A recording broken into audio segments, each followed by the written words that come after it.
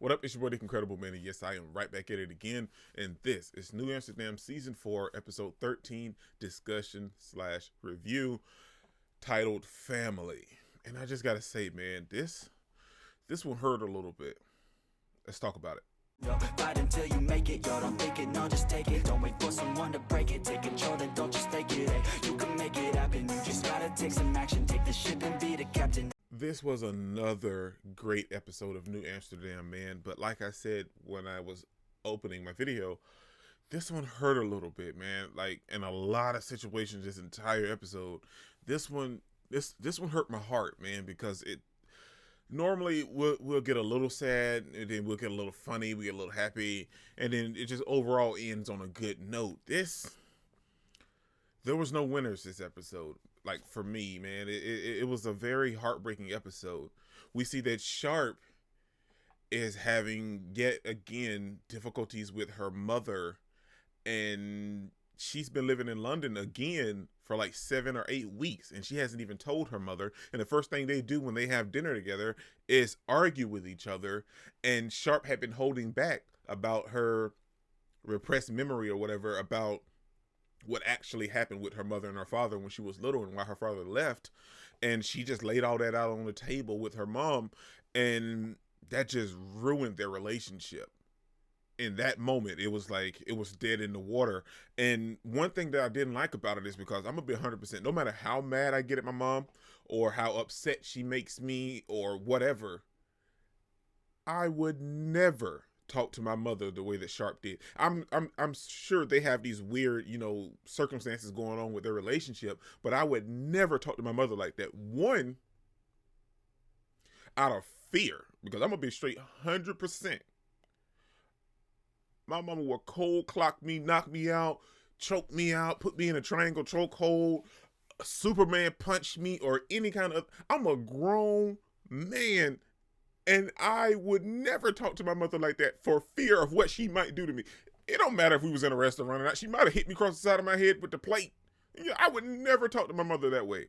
But Sharp did, and their relationship is just ruined. Max stayed to kind of just compensate for it and try to, get to know Sharp's mother and to try to, repair the relationship. And Helen just wasn't feeling it. He came back and told her, and she wasn't having none of it. He tried to do like a family game night so they could just kind of interact with each other, and she just straight shut him down and told him not to be involved in her family business. So in that dynamic and in that aspect, I see that their relationship, it's on the edge, man. It's on the Rockies. Like, they were doing so good, but with her mother intervening and her intervening into her mother's life, her relationship with Max is not holding up to par. So I don't know how that's gonna go. And we see that Max is a little taken aback at the way that she's acting about this. I mean, it's a weird situation, but all the disrespect that Sharp is straight putting out, man, I don't know. Tell me how you guys feel about it, because I'm feeling a little perturbed over here, man. We see that Iggy this episode is helping Dr. Wilder because her brother is having a psychotic break, but it turns out he was faking that psychotic break because he doesn't want to be a burden on Dr. Wilder anymore, because she helped him ever since his first psychotic break, and he doesn't want to be a burden on her anymore. And those two cases themselves were just some of the most heartbreaking in this episode. But then you throw into the aspect about the story behind everything with Dr. Wilder's brother, like learning like what happened and how she was the main priority in her family and everything. Like, that was just heartbreaking, man. Oh my gosh. And then we have the case this episode, which revolves around one family in general, with their baby that started making the same noises from their previous baby, and the father having crush syndrome, trying to get them to the hospital, and him having to be amputated from his waist down, and then finding out that the crush syndrome had just kind of just got all up inside of his abdomen and everything else, and he wasn't going to make it through the night.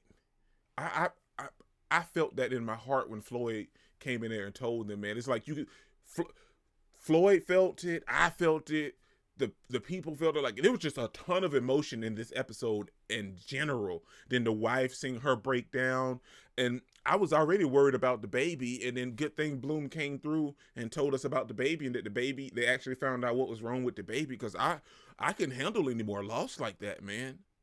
And we see that she finally had a chance to talk to Layla. I really wish she would just left her alone, because Layla just ain't having none of it when it comes to Bloom, because she's not feeling anything.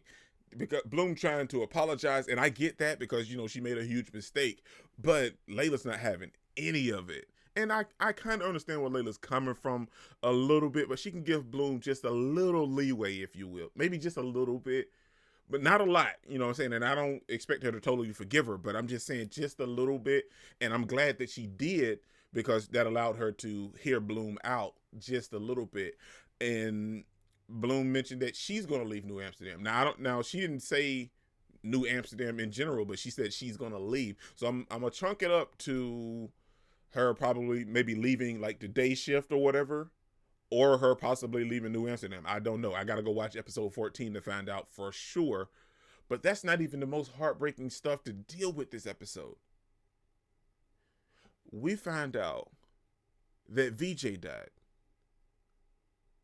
I didn't know what to expect when Sharp got the phone call. I didn't know what to expect. I thought it might have been something with her mother. Something may have happened with her mother.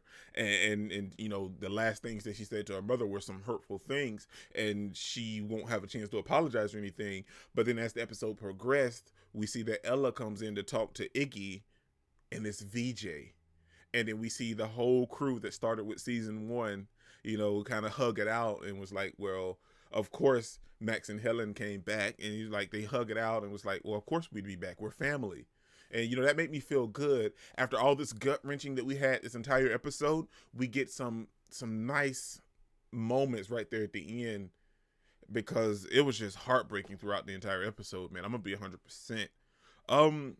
Then everything else was kind of tragic, but the lightheartedness came from when we see that Iggy and Trevor's relationship is kind of shifting in a dynamic, because now we see that Trevor didn't know that Iggy was gay, but I'm assuming that now that Iggy told him he was gay, Trevor feels like that now he doesn't want to, enact the flirtatious role that he was before, but Iggy told him not to worry about it, because, I'm happily married and everything. But at the end of the episode, Trevor seems to dive right back into that flirtatious mode, but then he tells him, well, had I just met you a couple years early, 15 years earlier, your husband's a very lucky person. I don't like that concept that they're putting Iggy in this potential role for him to cheat. I don't like that. I don't like the way that this is going. Trevor's cool and all, but if that's what Trevor's there for, it's time for Trevor to find another job.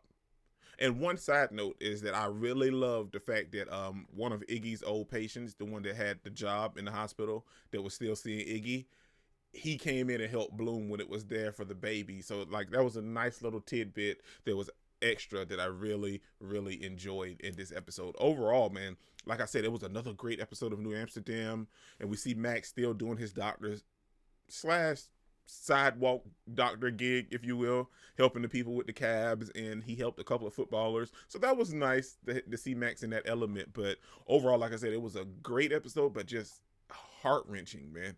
This is your boy Dick Incredible. Don't forget to smash the like button so you can't smash any more. Comment down below, and I'll be sure to respond to each and every one of them, and subscribe, but only if you really want to, man. Peace out. I cannot complain, because today, I'm doing my